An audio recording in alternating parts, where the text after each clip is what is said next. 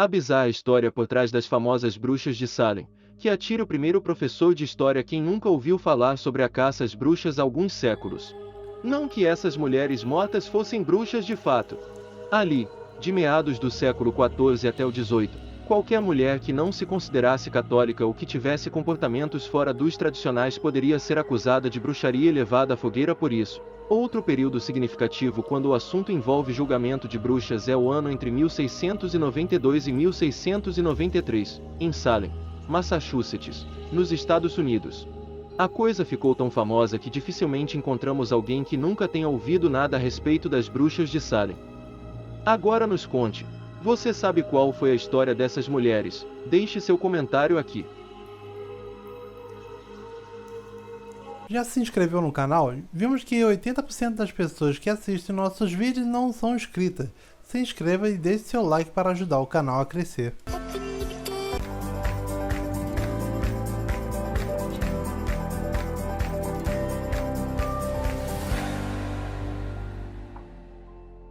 Para começar, guerra, pacto com o tinhoso e refugiados. Vamos lá, nesse período, mais de 200 mulheres foram acusadas de praticar bruxarias e de fazer pacto com o tinhoso. Dessas, 20 foram mortas. Depois de algum tempo, o governo admitiu que matar essas mulheres foi um engano e até buscou maneiras de recompensar as famílias das vítimas, mas essas execuções continuam a repercutir até hoje. Assim como no início do período moderno, em 1692 uma onda cristã espalhou a ideia de que o demônio estava solto em Salem, fazendo acordo com bruxas em troca da lealdade dessas mulheres. Um pouco antes, em 1689, ingleses e franceses disputavam território em colônias norte-americanas na chamada Guerra dos 9 Anos ou, ainda, Guerra do Rei William. O conflito deixou grandes estragos no norte do estado de Nova York, nos Estados Unidos, e em Nova Escócia e Quebec, no Canadá. Como é de se esperar em casos de guerra, muitos refugiados procuraram abrigo em outras cidades, sendo que várias pessoas foram para então Salem Village, hoje Salem. A culpa é do oculto.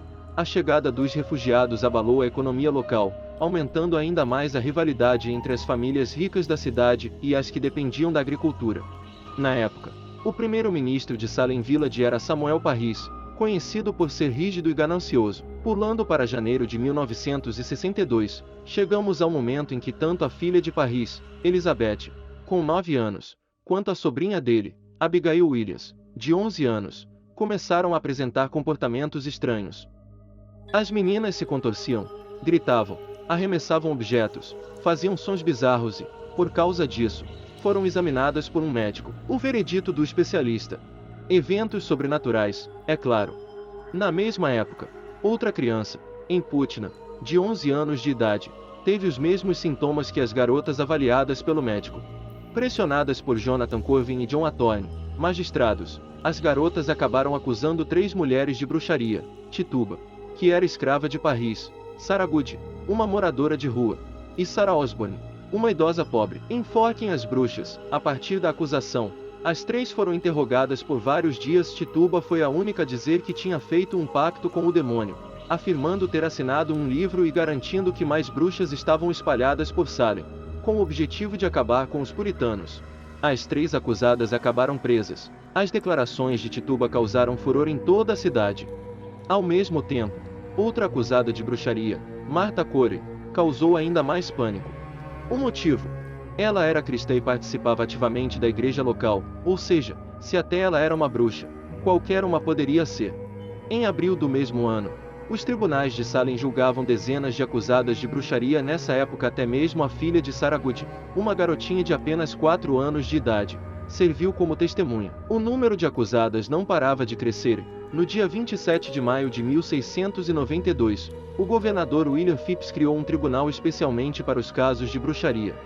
O primeiro julgamento foi o de Bridget Bishop, acusada de bruxaria por ser fofoqueira e promíscua. Ainda que tenha dito que não tinha qualquer envolvimento com bruxaria, ela acabou sendo considerada culpada e se tornou, no dia 10 de junho, a primeira pessoa enforcada sob a acusação de bruxaria. E só piora, no mês seguinte, mais 5 mulheres foram condenadas ao enforcamento.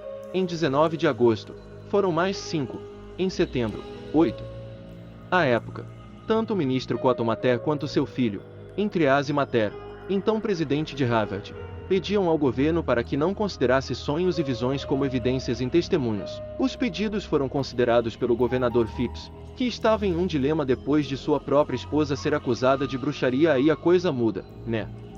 Com o passar do tempo, as condenações diminuíram, e em outubro, de 56 acusadas, 3 foram condenadas, e as mulheres que estavam presas acabaram sendo liberadas em maio de 1693. Ainda assim, o estrago já tinha sido feito. Ao todo, 19 mulheres foram enforcadas, diversas morreram na prisão, um homem de 71 anos foi morto a pedradas e cerca de 200 pessoas foram acusadas de praticar bruxaria e realizar pactos com o demônio. Com o fim das acusações, dos julgamentos, das prisões e das sentenças, começou a série de meia-culpa com declarações de pessoas como o juiz Samuel Seval, que pediu perdão publicamente por ter errado em seus julgamentos.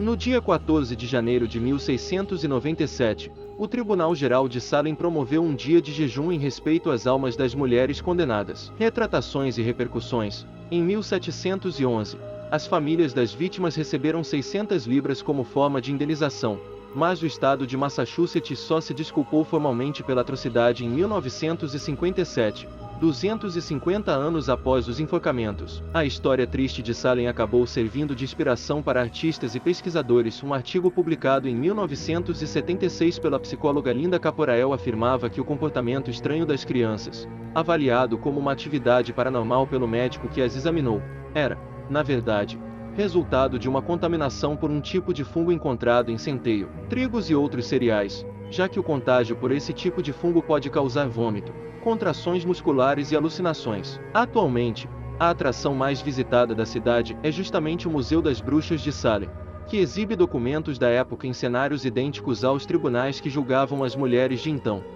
O lugar é conhecido também por explorar o universo das bruxas ao longo da história. E aí, você gostou da história das bruxas de Salem? Se você curtiu esse vídeo, se inscreva no canal e ative o sininho para receber notificações dos próximos vídeos. Obrigado e até o próximo vídeo.